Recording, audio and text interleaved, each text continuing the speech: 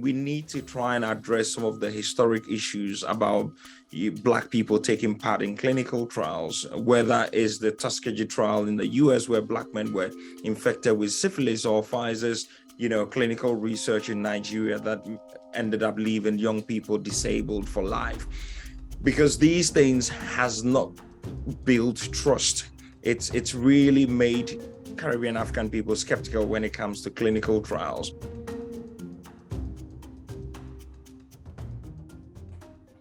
Next, we're going to be joined by Dr. Cynthia Mohandas.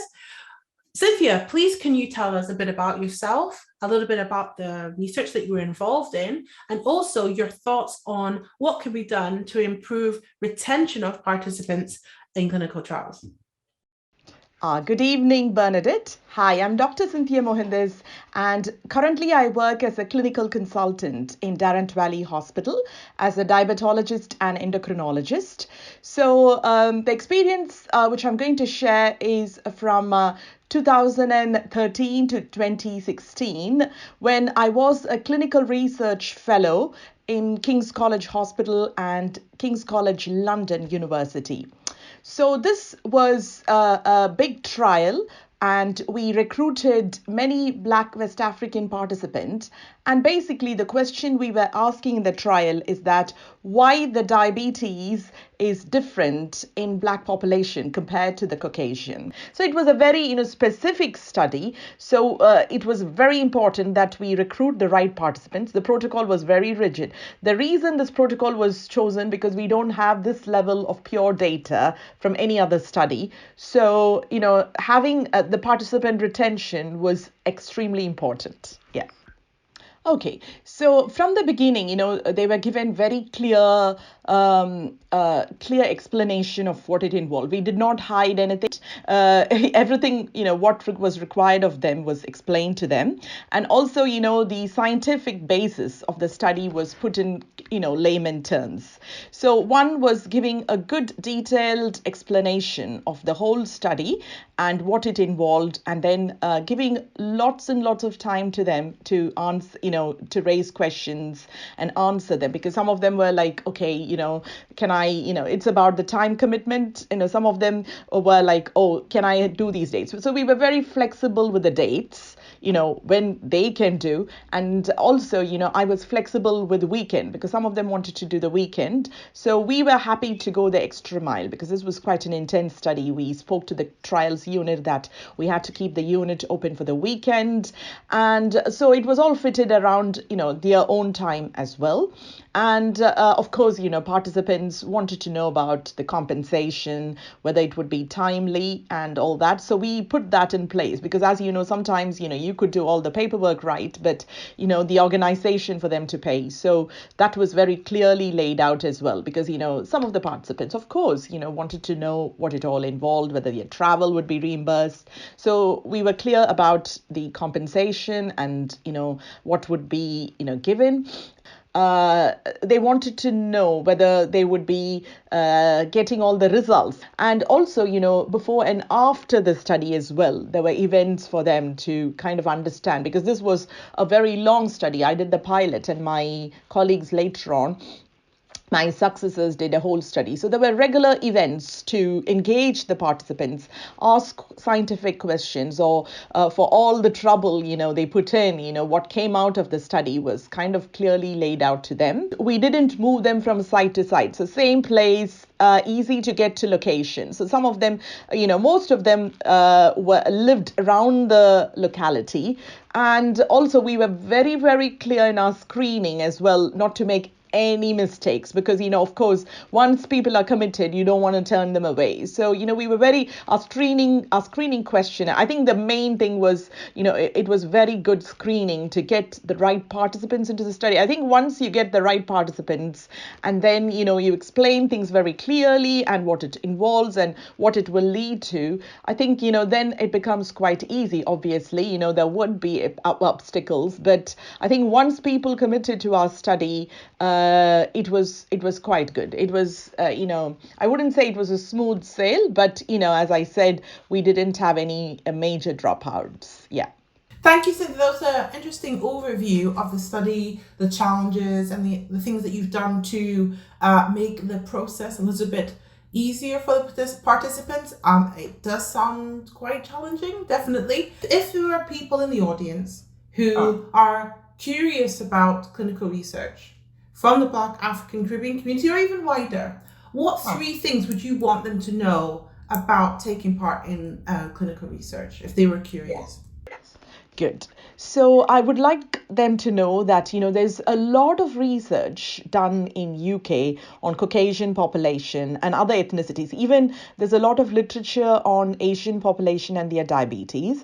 But only now in the last few years, data is coming around for Black population. So it is really important to participate in the trial because, they would be leading to a lot of information which will be useful for the whole community and how diabetes, or not just diabetes, any condition in their population will be treated, because all the data or all the medications they are thrown at are from data from America, because they have the largest Black population there, because all the studies done on like European or American population, and so we do need a lot of input from this community to have more knowledge on treating their conditions.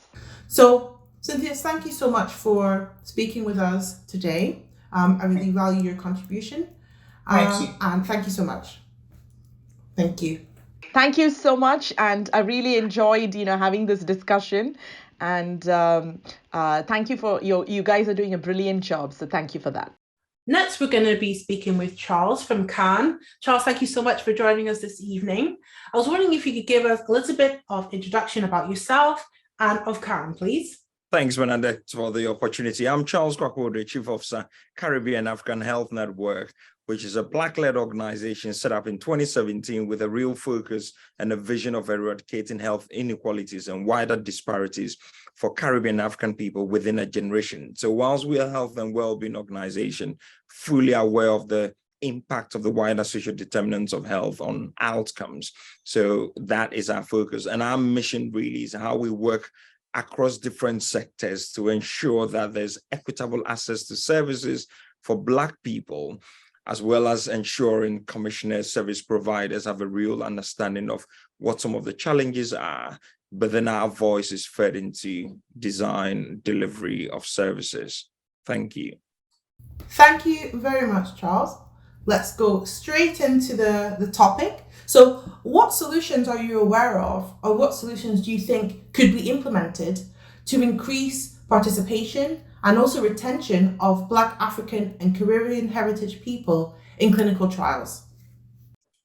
Thanks. We know this has been a historic issue, lack of participation in trials. So what we suggesting is where, a real look or deep dive into where, adverts are placed, where we're recruiting people, to take part in these trials is really, really important, because we know there are various models and platforms that will work with our community.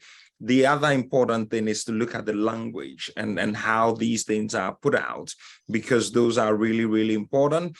But then also the third thing, we need to try and address some of the historic issues about Black people taking part in clinical trials, whether it's the Tuskegee trial in the US where Black men were infected with syphilis, or Pfizer's, clinical research in Nigeria that ended up leaving young people disabled for life.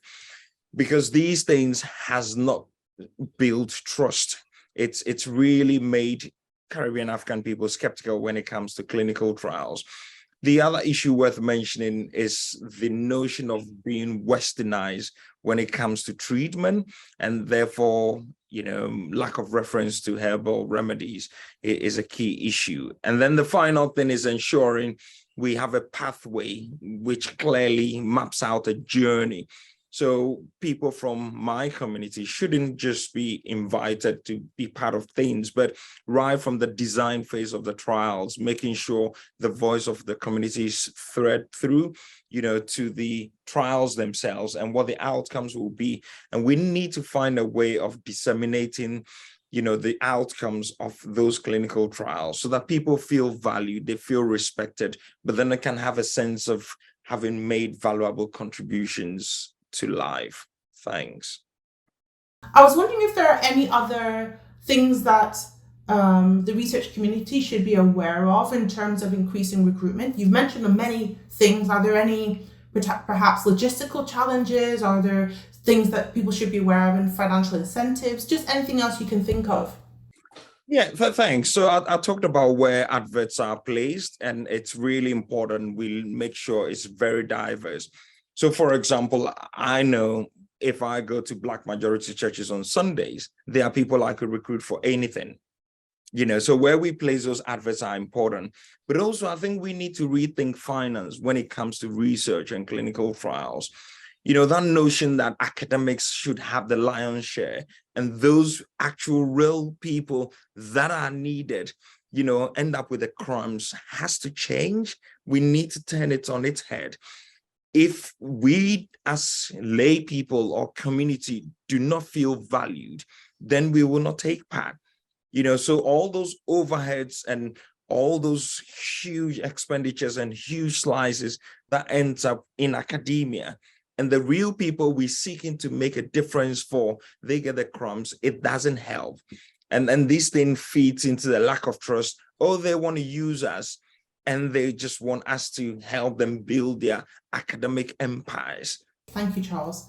I guess regarding persistence or retention in trials, so we talked about recruitment. So once someone is now enrolled in a trial, are there any things that you think the research community should be aware of that could either increase or reduce retention?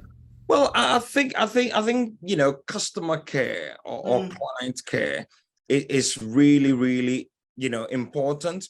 But once again, whilst we're talking about that, one size doesn't fit all. So we know there are certain clinical trials or there are certain research, topics that re-traumatizes people.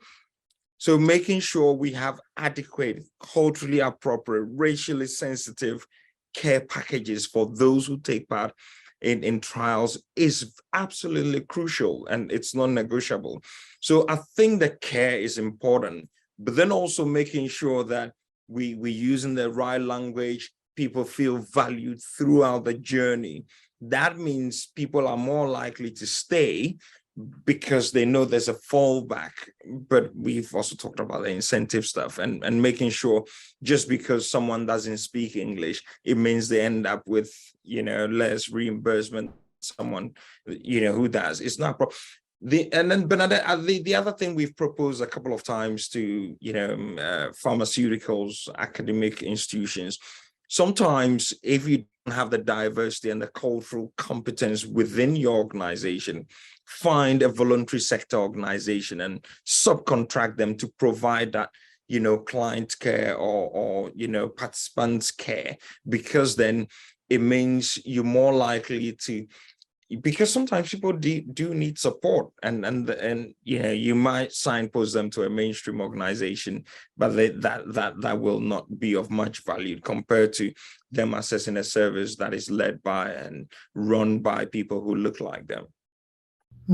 And if you were speaking to the people, the individuals themselves, as in people who might want to take part in a trial, who may perhaps have diabetes, obesity, sickle cell disease, is there any message that you have for them as individuals relating to clinical trials? My message for those, willing or already participating in clinical trials is to say thank you. Thank you for what you're doing and the boldness and the confidence, so that the voice of our community is not lost. We just want to reassure you that you are making a real difference, and there is, support out there. But also the reassurance is that our Caribbean and African community have been taking part in clinical trials for centuries. We have been making a real difference in the sphere of science and medicine and, other sectors for a long, long time. It is not all doom and gloom in our community. We have championed some trailblazing, inventions, and we need to make sure we build on that. So thank you for what you're doing. And if there's anything the Caribbean African Health Network or other organizations could do to support you and your participation in the trials, then please feel free to reach out to us. But thank you for all you're doing. Next, we're going to be talking to Annette, who's going to be speaking about clinical trial recruitment and what can be done to increase diversity. So Annette, I was wondering if you could introduce yourself, please. Hi everyone, I'm Annette. I am the CEO and founder of Egality, and we are a community engagement agency, and we're focused on addressing health inequalities through improving inclusion in research. Thank you so much, Annette. In this session, we're going to be talking about recruitment of participants of Black, African and Caribbean heritage into research. Going to dive into the tough question.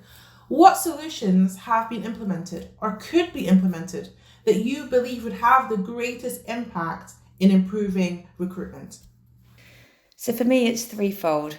Firstly, better community engagement and working from the beginning with the Black community to understand the barriers to being involved in research and how you can work collaboratively to overcome those, both in research design, but also more importantly for us in the recruitment phase. And then secondly, it's thinking more creatively about how we do these communications, how we can work together to share information about research across social media platforms, across community networks, and working with communities and community leaders as professionals who can help us share that information in a really authentic way. And then finally, the third piece for me is really thinking about both community engagement, communications, but then also making sure no matter what we do at the end of the recruitment phase, we're always feeding back to people who've been in touch. We're always letting them know the outcomes of that research, or if they have or have not been included, what the reason is, and how that research will continue in the future so that we're continuing to build relationships and trust through every engagement that we have. Thank you, Annette.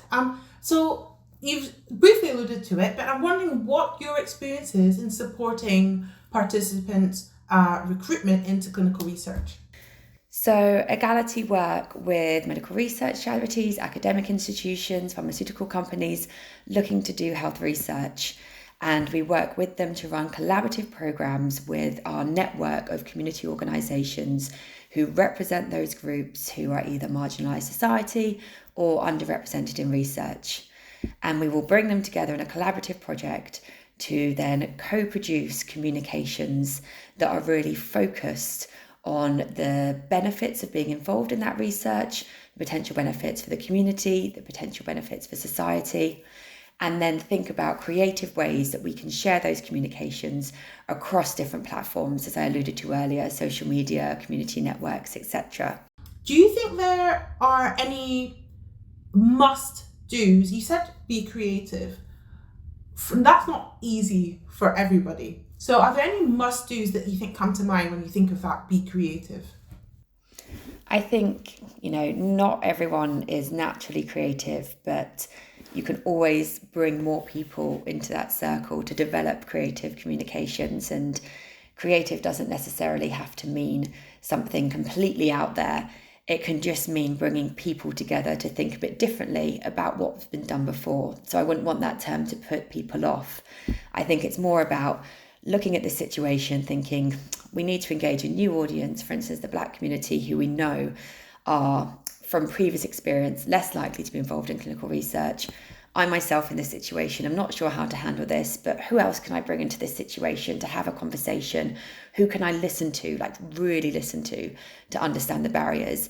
And then how can we as a team just think differently about how we can do something that is more out there than what we've done before. It doesn't have to be huge, it doesn't have to be crazy, but it does have to be different, because what we're doing at the moment isn't working. Absolutely. Thank you for that, Annette. That was clear. Asking the question, what approaches specifically or messages specifically have had the most impact in your experience? So 2 things spring to mind. From previous work, we found that spoken word films have the most impact in really short, sort of manageable chunks that you can put out on social media, but you can also include in an email, in a kind of website. in a WhatsApp message, sort of, they are really translatable. They don't just have to be for social media. There are more traditional ways that you can link people to them now as well. A leaflet with a QR code, but it takes you to someone who is speaking authentically about the research project. And we found it's really important, and we've heard this again and again from the community organisations we work with, that person should be from the community that they're speaking to as well, and who can speak with authenticity about the potential hesitations that people might have, but also the benefits that they've seen in taking part in this particular research programme. So Annette, you've mentioned that spoken word videos have a great impact in terms of engagement and increasing recruitment in trials. So let's have a brief look at some of the videos that you've mentioned.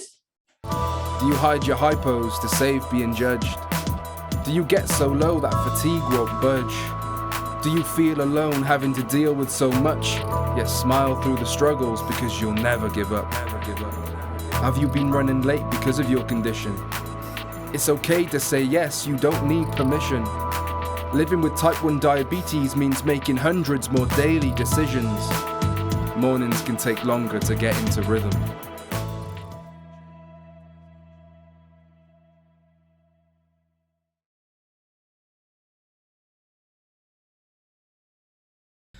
So we've mentioned what you've done, you've mentioned what I guess could be done or is being done by others. If you had 3 main points for what potential solutions could work to increase recruitment, what would they be, please? So I think I can see both a sort of a focus and then a bigger picture solution to this. I think the first is very much ensuring that throughout the clinical trial process, we're engaging with representatives of that community from the very beginning, and then at key points across the research pathway, including clinical trial development and also then recruitment materials and delivery. But I also think there's a bigger picture piece here. I think a lot of organisations are working in silo to try and address this issue, whereas actually what we need is more of a collaborative public health campaign that really looks at and addresses some of the core issues of malpractice that happened in the past within pharmaceutical companies, and then works with and in partnership with the Black community to address those and start to rebuild trust so that we can start to create a safer environment where people feel that they've got trust to take part in research in the UK if they are from the African or Caribbean community.